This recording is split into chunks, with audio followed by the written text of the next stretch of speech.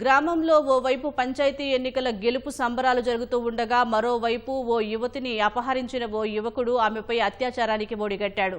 తీవ్ర రక్తస్రావంతో ఆమె చికిత్స పొందుతూ మృతి చెందిన ఘటన మహబూబ్ నగర్ జిల్లాలో చోటు చేసుకుంది.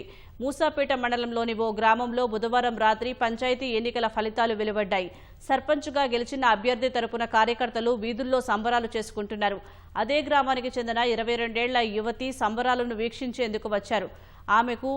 ఆ యువకుడు గ్రామంలో రైతు వేదిక వద్దకు లాక్కునిపోయి అత్యాచారానికి పాల్పడ్డాడు. తీవ్ర రక్తస్రావంతో అపస్మారక స్థితిలోకి వెళ్లిన ఆమెను తర్వాత స్థానిక ఆర్ఎంపీ వద్దకు తీసుకువెళ్లాడు. ఈలోపు తల్లిదండ్రులు వచ్చి అమ్మాయిని జానంపేట ప్రభుత్వ ఆసుపత్రికి తరలించారు.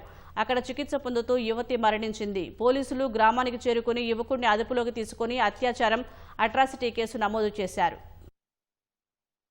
నైట్ ఊరు బయటికి అంటే రైతు వేదిక దగ్గరికి తీసుకుపోయి మానభంగం చేసినప్పుడు హెవీ బ్లీడింగ్ అయింది. బ్లీడింగ్ అయినప్పుడు ఆర్ఎంపీ డాక్టర్ దగ్గరలో ఉన్న ఆర్ఎంపీ డాక్టర్ వద్దకు తీసుకుపోవడం జరిగింది. అక్కడ ఆర్ఎంపీ డాక్టర్ గారు ఆమెను పరిశీలించి పల్సు తక్కువ ఉంది, అర్జెంటుగా వేరే హాస్పిటల్కు తీసుకుపోమంటే వాళ్ళు హాస్పిటల్కు తీసుకుపోతుంటే ఆటోలో మార్గ మధ్యంలో చనిపోవడం జరిగింది. ఈ విషయంలో కేసు నమోదు చేసుకొని దర్యాప్తు చేస్తున్నాము. పోస్ట్ మార్టం నివేదిక వచ్చిన తర్వాత దానిపై తగిన సెక్షన్లు పెట్టి రిమాండ్ చేయడం జరుగుతుంది.